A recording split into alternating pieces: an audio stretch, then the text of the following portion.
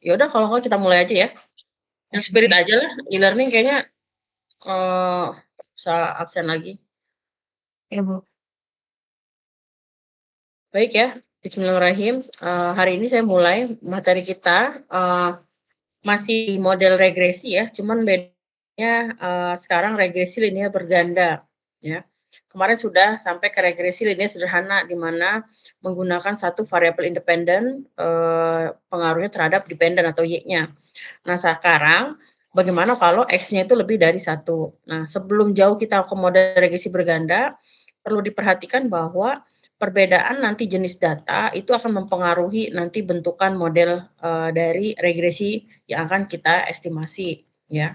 Nah, sekarang perhatikan kalau ada model, dia menggunakan data cross section itu adalah data yang diambil dalam satu waktu, ya. Contohnya adalah misalnya faktor-faktor yang mempengaruhi kinerja perusahaan jasa keuangan, lalu ambil sampel 100 perusahaan, pada tahun 2022. Jadi diambil hanya 1 tahun, 100, perusahaan, berarti datanya banyak 100.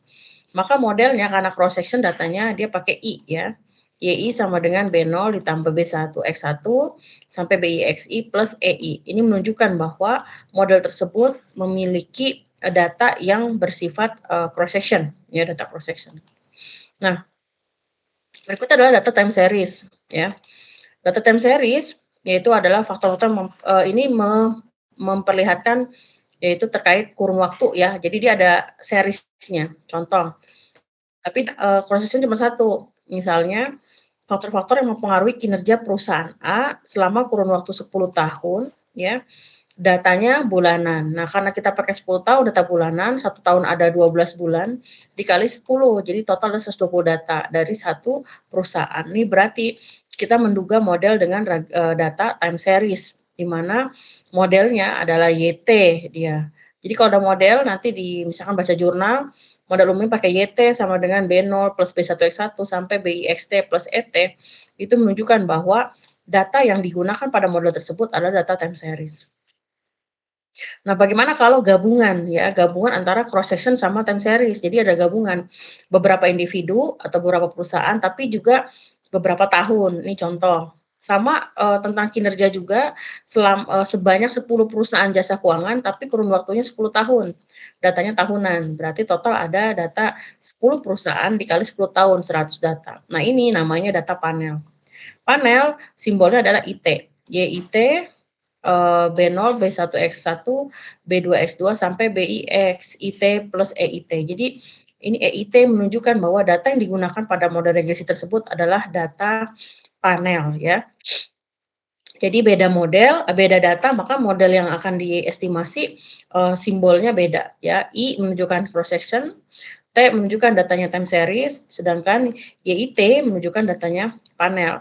Nanti kita akan, mengolah data panel nanti ya, materi terakhir ini untuk ujian ya. Jadi full, di UAS ini semua tentang model regresi. Nanti saya ajarkan model regresi berganda, regresi dummy variabel, lalu regresi logistik, terakhir panel. Jadi ada 4 model regresi yang akan, saya, sampaikan, yang akan menjadi bahan ujian ya. Pertama regresi linear berganda, lalu regresi linear berganda dengan, dengan dummy variabel.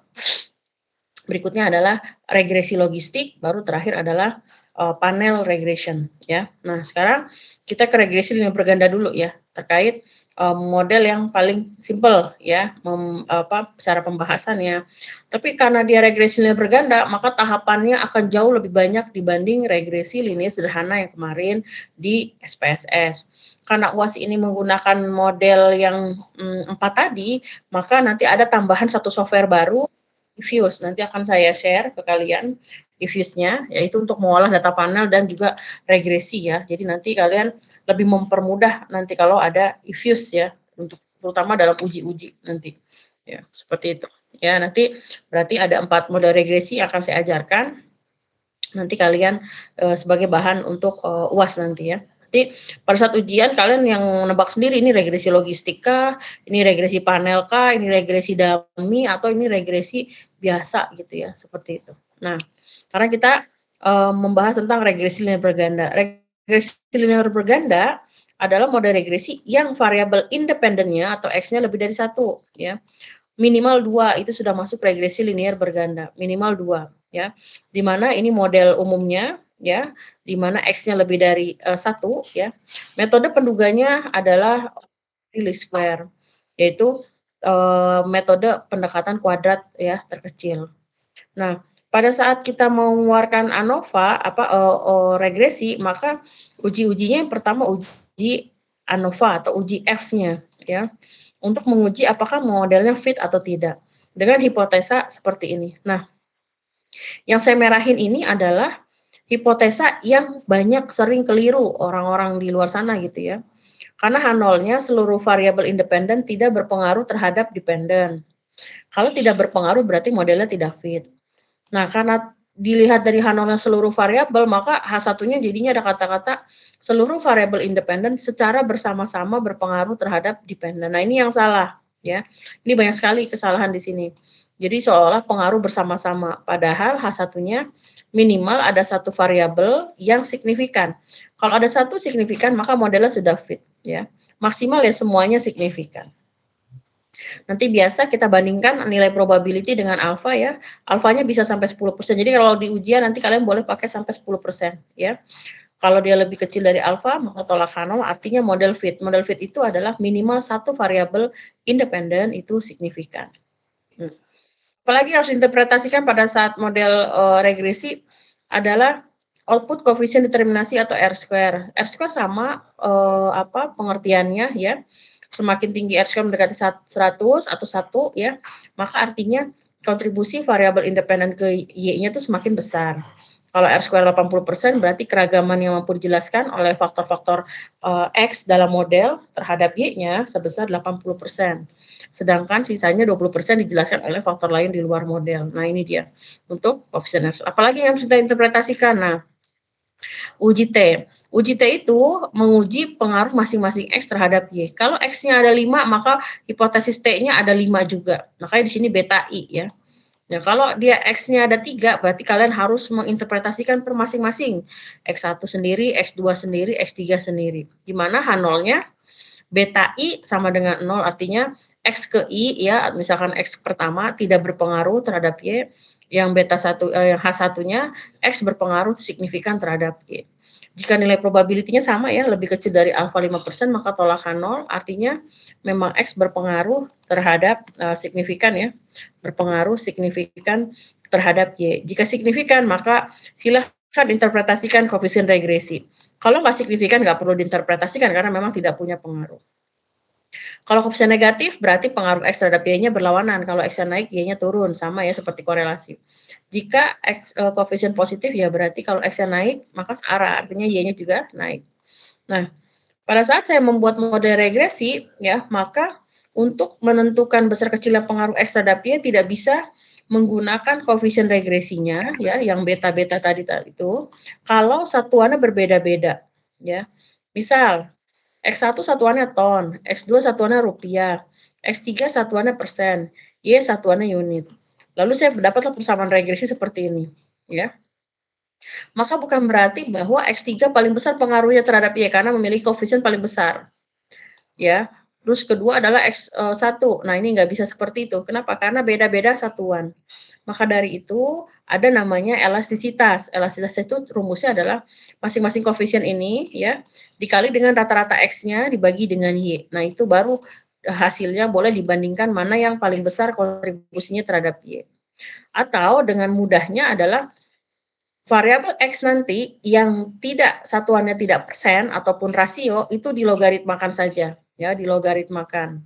Maka artinya koefisien yang nanti dihasilkan di regresi itu sudah mencerminkan elastisitas. Jadi koefisien yang sudah dilogaritmakan itu sudah mencerminkan elastisitas, sehingga kita tidak perlu mencari E1, E2 dan E3 ini ya kalau sudah dilogkan. Nah, kalau sudah diinterpretasi semua untuk menentukan bahwa memang bersifat blue, based linear unbiased estimator, itu disebut dengan uji asumsi klasik. Nanti kita akan lakukan ini uji asumsi klasik, ya. yaitu uji-uji yang dilakukan untuk membuktikan bahwa model regresi linear berganda tersebut sudah bersifat blue, based linear unbiased estimator. Apa saja itu? Yang pertama adalah normalitas dari residual atau errornya. Apakah errornya menyebar normal enggak? Ya, meskipun memang ini tidak wajib, cuma ada beberapa penelitian yang meminta untuk menampilkan normalitas dari residualnya. Ya, dengan hipotesis H0-nya residual menyebar normal, H1-nya residual tidak menyebar normal. Dengan harapannya H0 diterima. Bagaimana kalau ternyata tidak menyebar normal? Itu boleh diabaikan karena memang ini tidak wajib, ya.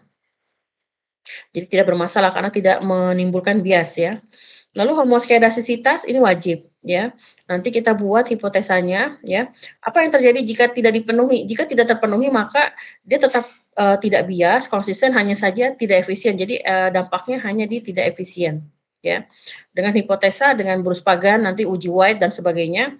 Nanti karena minggu depan kita pakainya EViews, ya. Jadi nanti di EViews sudah ada uji-ujinya. Cuman kalau di SPSS hari ini saya ajarkan dia ujinya agak manual, ya, untuk uji Bruce Pagan maupun uji White. Dengan hipotesis H0 homoskedastisitas, H1-nya heteroskedastisitas, di mana yang diterima adalah yang H0-nya ini, dia harus homoskedastis. Bagaimana jika terjadi hetero? Ya nggak masalah, ya karena kita cuma bilang bahwa pendungannya tidak efisien saja, ya. Lalu bagaimana kalau tidak terpenuhi? Tidak terpenuhi pakainya GLS ya, general least square. Nah, ini nanti di SPS di EViews ada ya. Nah, lalu uji multikoliniaritas wajib nih. Kenapa? Ini uji multikol adalah korelasi antar X-nya nggak boleh di atas 0,8.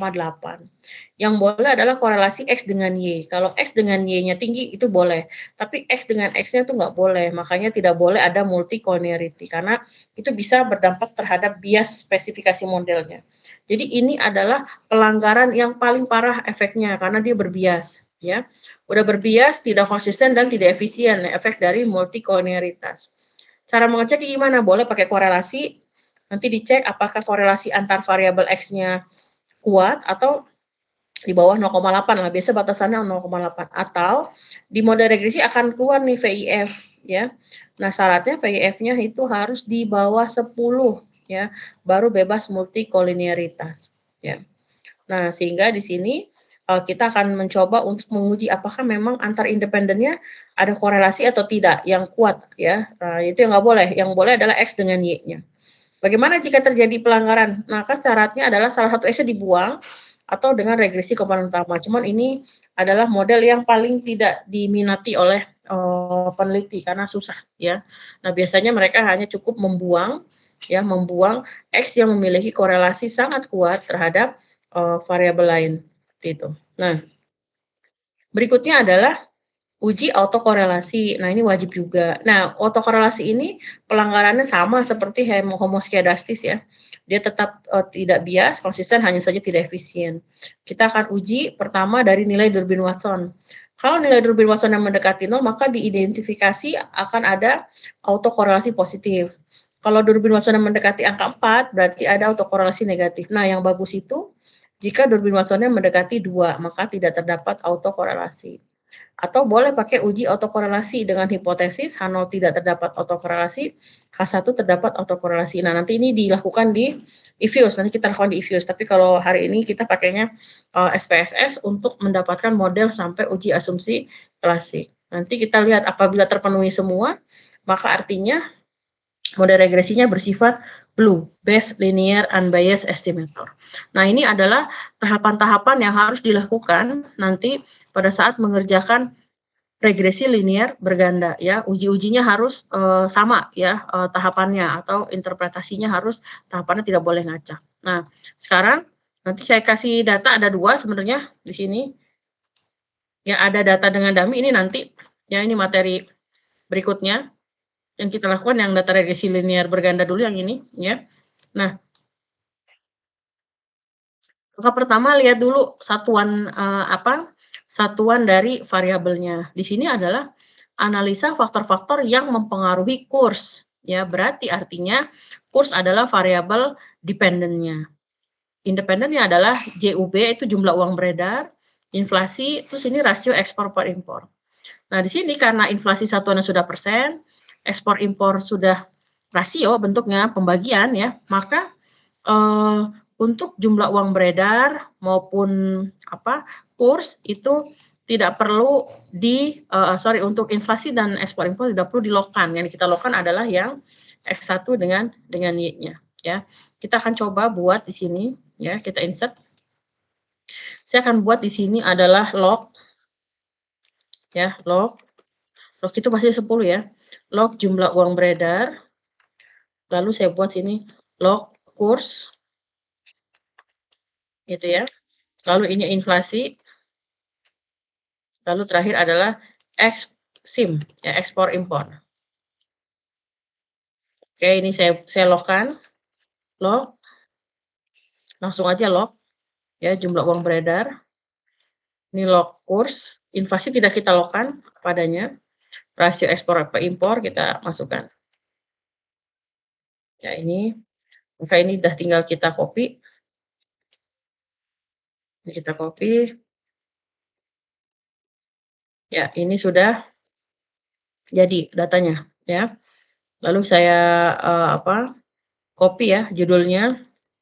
Saya transpose. Lalu saya copy datanya dulu.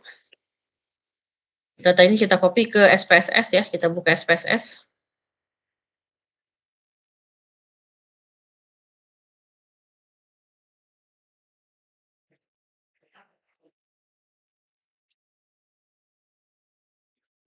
Saya masukkan di data view. Nah, oke, sudah. Tinggal judulnya saya copy ini.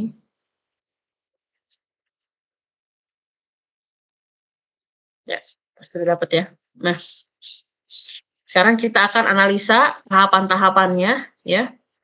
Nah, yang pertama adalah kita keluarkan dulu output korelasi ya untuk deteksi awal apakah terjadi multi-collinearity atau tidak. Ini tahapan adalah analyze, correlate, bivariate.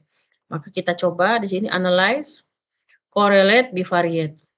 Saya masukkan yang pertama Y-nya dulu, lebih mudah, Y-nya dulu. Baru X-nya di sini. Ya, ini. Lalu oke. Ini dia, ya, kita copy. Lalu kita kita keluarkan di sini. Nah, multicol itu kan korelasi antar X-nya yang tidak boleh lebih dari 0,8. Di sini ada 0,864. 0,864 adalah korelasi antara jumlah uang beredar dengan kurs, berarti X1 dengan Y. Ya, berarti boleh, nggak masalah ya. Berarti bukan berarti ada multicol. Tapi kita lihat inflasi dengan jumlah uang beredar min 0,272 rendah, ekspor impor sama jumlah uang beredar 0,559 rendah di bawah 0,8. Inflasi dengan ekspor impor 0,062 ya. Lalu ekspor impor jumlah uang beredar 0,559. Jadi di sini terlihat bahwa korelasi antar variabel independen yaitu jumlah uang beredar YUB, inflasi, ekspor per impor tidak ada yang melebihi 0,8 atau sangat kuat. Artinya tidak ada indikasi adanya multikolinearitas. Tetap nanti ujung-ujungnya kita keluarkan VIF-nya. Nah, di sini perhatikan bahwa yang saya garis bawahi di sini adalah korelasi antar variabel independennya ya. Bu, ini ada 0,864, nggak masalah karena 0,864 ini adalah X1 dengan Y. Nah, selama X dengan Y tinggi itu nggak masalah, yang nggak boleh adalah antar X-nya nggak boleh tinggi karena ada indikasi dia multicollinearity. Kalau ada multicol, maka pada saat di model regresi harus dipilih salah satu, nggak boleh dua-duanya masuk ke dalam persamaan regresi. Ya, lalu kita akan coba untuk ke regresi ya. Analyze di sini regression linear ya. Kalau kemarin tinggal klik selesai, tapi kalau regresi berganda agak banyak tahapannya ya.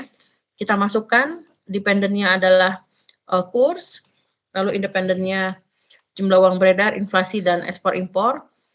Klik statistik ya. Nah, ini klik statistik, kita klik Durbin Watson, lalu kita klik R-square sampai VIF di sini. Nah, ini untuk uji multicollinearity. Nah, ini dia. Ini sudah saya copy di sini ya. Nah, ini statistik, klik statistik di sini. Kalau sudah continue, lalu klik plot ya. Klik plot di sini. Nah, plot di sini untuk lihat plot normality sama homoskedastis. Kita masukin Y-nya Z-pred, prediksi, X-nya adalah S-recit, lalu normal probability plot. Kita masukin Z-pred ya, lalu S-recit. Lalu sini klik normal probability plot. Continue. Tahap berikutnya kita klik save. Nah, pada saat diklik save di sini, kita kliknya hanya residual unstandardized. Kita akan mengeluarkan nilai residual untuk nanti uji heteroskedastisitas, lalu continue ya. Kita klik di sini, uji heteroskedastisitas. Nah, kita masukkan. Kalau sudah, oke. Nah, maka otomatis si SPSS akan mengeluarkan nilai residual. Ini adalah nilai residualnya yang akan nanti kita uji normalitas dan sebagainya. Ya, ini outputnya. Nah, ini korelasinya akan sama ya. Ini kita keluarkan model summary-nya. Kita copy. Ya, ini deskriptifnya. Ini model summary-nya 0,167 untuk Dolbein Watson-nya ya. R square-nya 77,4% ya. Di sini interpretasinya R square 77,4%. Artinya keragaman yang mampu dijelaskan oleh faktor-faktor dalam model terhadap kurs sebesar 77,4%. Sedangkan sisanya 100% dikurangi 77,4% adalah 22,6%. Dijelaskan oleh faktor lain di luar model. Karena nilai R square-nya sudah mendekati 100% ya, artinya modelnya memang sudah bagus. Artinya XX yang kita masukkan sudah sesuai mampu mencerminkan si Y-nya. Biasanya semakin banyak yang nggak signifikan tuh R square kecil. Nah, langkah berikutnya adalah kita uji F apakah modelnya fit atau tidak. Di mana H0-nya seluruh variabel independen, X tidak berpengaruh terhadap dependen, artinya model tidak fit. H1-nya minimal ada satu variabel independen yang berpengaruh signifikan terhadap kurs ya atau Y-nya. Mana yang kita ambil adalah ANOVA yang bawah nih. Nah, ini ANOVA yang ini. Ini kita copy ya, kita masukkan di Word ya. Di sini ternyata signifikan karena nilai probability-nya 0,000 lebih kecil 5%, maka artinya tolak H0 atau terima H1. Berarti minimal ada satu independen yang berpengaruh, minimal satu berarti maksimal semuanya. Dengan kata lain modelnya fit atau baik. Nah, karena modelnya baik, maka kita lanjut ke uji T, menguji pengaruh masing-masing variabel X terhadap kursnya. Kita cek di sini, ini dia namanya uji T, ini kita copy. Kita masukkan di sini, kita buat persamaan. Dari mana persamaannya? Persamaannya yang ini. Ya, pakai angka yang ini. Ini namanya koefisien dari regresinya. Ya, ini pakai yang ini. Ya, untuk uji signifikansinya pakai yang ini. Nah, ini untuk uji signifikansi. Kita cek di sini. Log kurs karena kursnya sudah dilokan, log kurs 0,513 konstanta ditambah 0,515 log jumlah uang beredar ditambah 0,004 inflasi ditambah 0,140 ekspor per impor rasionya ya. Kita cek sekarang untuk hipotesis pengaruh jumlah uang beredar terhadap kurs. Jumlah uang beredar yang kedua ini ya, row kedua dengan probability 0,00 di sini beta 1 sama dengan 0, beta 1 tidak sama dengan 0. Karena nilai probability-nya lebih kecil 5%, maka tolak H0, artinya jumlah uang beredar ya, berpengaruh signifikan terhadap kurs. Karena berpengaruh, maka koefisien regresinya kita interpretasikan. Karena sudah log, maka udah otomatis koefisien ini adalah elastisitas, maka satuannya sudah persen. Ya, artinya kenaikan 1% jumlah uang beredar akan mampu meningkatkan kurs 0,515% dengan asumsi ceteris paribus. Jadi kita menginterpretasikan koefisien regresinya. Ya. Nah, berikutnya adalah hipotesis keduanya, yaitu pengaruh inflasi. Nah, ini inflasi. Ya. Kita cek di sini inflasi 0,053 nilai probability-nya. Karena nilai probability-nya masih lebih kecil dari alfa, ya kita pakai 10% ya, karena kalau 5% nggak lebih kecil, lebih besar. Kita boleh sampai pakai alfa 10%, maka tolak 0 artinya inflasi berpengaruh signifikan terhadap kurs. Dengan koefisien regresinya adalah 0,004, berarti artinya kenaikan 1% inflasi akan mampu meningkatkan kurs sebesar 0,004% dengan asumsi ceteris paribus. Ya. Berikutnya adalah pengaruh rasio ekspor impor terhadap kurs. Kita pakainya beta 3 karena dia adalah X yang ketiga. Kita cek di sini nilai probability-nya. Ya 0,001 ya lebih kecil dari alfa 5%, maka tolak H0. Artinya ekspor per impor berpengaruh signifikan terhadap kurs. Koefisien regresinya 0,140, artinya ya di sini 0,140. Artinya kenaikan 1% ekspor per impor akan mampu meningkatkan kurs sebesar 0,140% ya dengan asumsi ceteris paribus. Nah, karena sudah double log ya di mana X-nya, si jumlah uang beredar sudah kita lockkan dan Y-nya juga kita lockkan, maka koefisien regresinya sudah mencerminkan elastisitas. Maka kesimpulan yang pertama adalah seluruh variabel independen, jumlah uang beredar, inflasi, ekspor per impor signifikan terhadap kurs. Jika dibandingkan koefisien regresi, maka pengaruh terbesar terhadap kurs adalah jumlah uang beredar, karena jumlah uang beredar di sini terlihat bahwa yang paling besar koefisiennya. Yang kedua adalah ekspor per impor, yang ketiga adalah inflasi. Ya, di sini yang pertama adalah jumlah uang beredar, yang kedua adalah ekspor per impor, dan yang ketiga adalah inflasi. Jadi kesimpulan dari tahapan yang ini ya, dari awal kita sudah lockkan adalah untuk langsung melihat besar kecilnya pengaruh X terhadap Y. Nah, ini adalah pembacaan korelasi parsial antar variabel yang kita fokuskan kepada X dengan X-nya. Diharapkan tidak ada korelasi yang kuat di atas 0,8 antar variabel independennya, artinya bebas multicol ya. Lalu juga dari R-square-nya sudah bagus di atas 50% ya, dengan Durbin Watson-nya masih kecil ya. Nanti kita akan ada uji asumsi klasik. Ini uji F-nya ANOVA untuk uji model fit, ternyata fit karena nilai probability-nya lebih kecil 5%. Lalu di uji T-nya ternyata terbukti semua variabel independennya signifikan di alfa 10%. Nah, sekarang kita ingin membuktikan apakah memang dia bersifat blue enggak. Yang pertama apa tadi? Yang pertama adalah uji asumsi klasik dengan kenormalan data atau kenormalan residualnya. Nah, di sini terlihat bahwa hipotesanya H0 residual menyebar normal, H1 residual tidak menyebar normal. Karena tadi kita sudah ngeklik gambar ini, maka secara otomatis akan keluar dia. Nah, ini dia. Nah, ini gambar dari plot. Jadi kalau di sini semakin titik-titik ini mendekati garis lurus di tengah, maka artinya dia semakin mendekati sebaran normal. Ya, jadi ini sudah saya interpretasikan. Kalau titik-titiknya ini menyebar di garis lurus ya, di tengah sini, maka terindikasi dia sudah menyebar normal. Tapi alangkah baiknya kita sudah melakukan uji ya, uji normalitas sama seperti uji normalitas data yang biasa kita lakukan, hanya saja di sini residual yang kita uji ya dengan Kolmogorov-Smirnov. Analyze non-parametric test, legacy dialog, pakai yang one sample KS ya. Saya keluarin unstandardized residual, klik normal. Ya, ini dapat 0,59 ya. Kita paste di sini. Nah, ini dia. 0,059 itu lebih besar dari alfa 5%, maka terima H0. Artinya asumsi residual menyebar normal terpenuhi ya. Ini sudah terpenuhi. Nah, berikutnya yang mudah adalah uji autokorelasi dengan Durbin Watson. Nah, ini kita ambil sebenarnya dari output model summary-nya regresi. Nah, ini ada Durbin Watson. 0,167 ya. 0,167 artinya dia lebih dekat ke 0 dibanding ke 2. Maka terindikasi ada autokorelasi positif. Nah, ini berarti ada satu pelanggaran yang terjadi, yaitu autokorelasi positif. Nah, lalu multicolinearity tadi kan dari korelasinya terlihat tidak ada korelasi antar variabel X-nya ya. Begitupun dengan hasil VIF. Ini ada di JIT keluaran VIF itu. Nah, ini dia.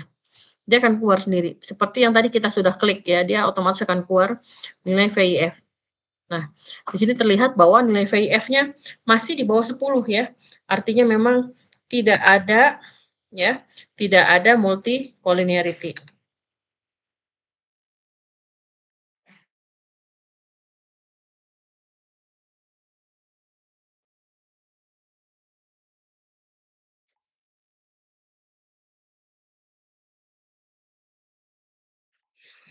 Oke, nah karena di bawah 10 maka tidak ada multicolinearity. Nah, sekarang bagaimana uji homoskedastisitas? Nah, uji homoskedastisitas tidak enaknya di SPSS itu kita harus manual ya. Maka tahapannya caranya seperti ini ya. Kita transform dulu, kita jadikan ini Y baru ya, dengan mengkuadratkan baru di-lockkan atau di-learn-kan ya. Kita transform data, transform ya, compute variable di sini. Lalu saya buat di sini log resid kuadrat gitu ya. Artinya residual saya kuadratin baru saya log-kan. Nah, saya klik di sini ininya ya, kita cari log di sini. Log 10 ya. Ini log 10. Lalu di sini double klik. Nah, ini pangkat 2. Ya, maka otomatis dia akan ngitung sendiri log receipt kuadrat. Di sini. Nah, ini udah keluar. Ya, ini sudah tahapannya sudah saya masukkan di sini ya, log receipt 2. Setelah itu silahkan diregresikan kembali X-nya, tapi Y-nya diganti dengan log receipt 2. Kita butuh data ANOVA-nya, ya. Lalu saya regresikan linear di sini. Ini saya ganti dengan log receipt 2. Oke. Yang saya butuhkan adalah tabel ANOVA-nya saja.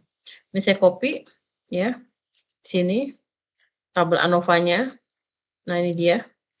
Ternyata signifikan di sini, ya. Dia signifikan. Nilai probability-nya lebih kecil dari alfa 5%, maka tolakkan 0, artinya terdapat heteroskedastisitas. Nah, ini berarti ada pelanggaran yang kedua. Nah, sehingga kesimpulannya adalah berdasarkan uji asumsi klasik terdapat 2 pelanggaran autokorelasi yaitu autokorelasi dan heteroskedastisitas. Artinya model regresi tidak bersifat blue, ya. Karena pelanggarannya autokorelasi dan heteroskedastisitas, berarti koefisien regresinya masih tetap tidak bias, ya, hanya saja tidak efisien. Nah, bagaimana kalau pelanggarannya terjadi multicollinearity? Ini adalah pelanggaran yang paling berat yang bisa berdampak kepada biasnya model regresinya atau beta regresinya, sehingga tidak bisa ditolerir lagi, harus dibuang salah satu atau salah dua dari variabel X yang memiliki korelasi yang kuat antar variabel X-nya, seperti itu. Nah, ini berarti kalau seperti ini harus diapakan? Nanti diobatin. Nah, kita mengobatinya memang kalau dengan SPSS tidak bisa, jadi harus dengan infuse dengan pembobotan dan masing-masing, ya. Jadi nanti besok kita akan coba mengulang kembali minggu depan ya, regresi dengan infuse dan kita akan sembuhkan penyakitnya tadi, autokorelasi dan heteroskedastisitas, sehingga nanti bebas semuanya dan model terbaiknya akan kita keluarkan. Jadi sehingga model yang ini nih, model awal ini berarti belum model terbaik karena dia terjadi pelanggaran multicollinearity. Namun tahapannya ini ya, nanti kita akan coba mengolah dengan infuse dengan menghilangkan penyakit yang tadi sudah bersarang pada model tersebut. Ya, sampai sini ada pertanyaan silahkan terkait model regresi dari estimasi, pengujian sampai ke uji asumsi klasik. Nah, ini wajib semuanya harus ada ketika kalian mendapatkan soal regresi linear berganda. Silakan kalau ada pertanyaan. Ayo, tadi pagi banyak yang nanya tuh. Waduh, kita kan Untuk gue melihat si apa tadi yang X itu ya, Korelasi. Iya, Coba kita cek itu yang atas ya. Bacanya. iya itu gimana ya? Nih, coba. 0,84 ini korelasi antara apa dengan apa? Coba. X sama Y. X berapa? Si kurs sama jumlah uang beredar. Ya, berarti X1 ya. Oh, X sama Y boleh nggak di atas 0,8? boleh. Boleh. Berarti ini bukan pelanggaran ya. Ini tuh kayak cermin aja ini kayak cermin ini. Kalau saya lipat ini sama sebenarnya, kayak cermin. Oke. Berarti kan min 170 min 0,365 sama ini ya. Berarti yang ini ya, ini nih ya. Ada ini nggak sih di ya, jadi ini sama ini tuh adalah korelasi X dengan Y-nya ya, sama kan kayak cermin. Nah, sekarang ini 0, minus 0,272 ini kan korelasi X1 si jumlah uang beredar sama inflasi ya. Ini jumlah uang beredar sama ekspor per impor. Ini kan masih di korelasinya lihat yang bintang ya, karena ini Pearson correlation kan. Kalau yang ini kan probability-nya. Ini masih di bawah 0,8. Ini juga masih di bawah 0, jauh. Berarti kan korelasinya kecil sekali kan yang tengah sini ya. Nah, berarti ini mengindikasikan tidak ada multicollinearity seperti itu. Oke. Berarti itu X-nya ya, Bu, yang Iya, diterapkan? ini X sama X kan, bener nggak ini sama X sama X? Oh iya, Ini tarik. Nah, ini kan matriks sebenarnya. Ini juga sama. Ini kan X dengan X-nya. Kalau ini kan X dengan Y nih, yang ini semua. Ya. Ini kan matriks ini bacanya. Oke, Bu. Bisa? Oke. Oke, bisa. Makasih, Bu. Silakan yang lain.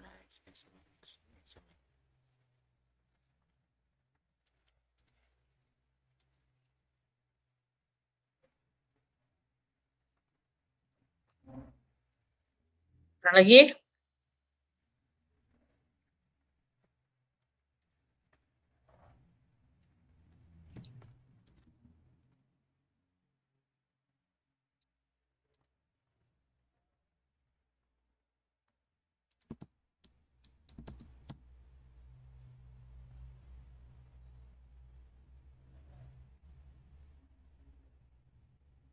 Hmm.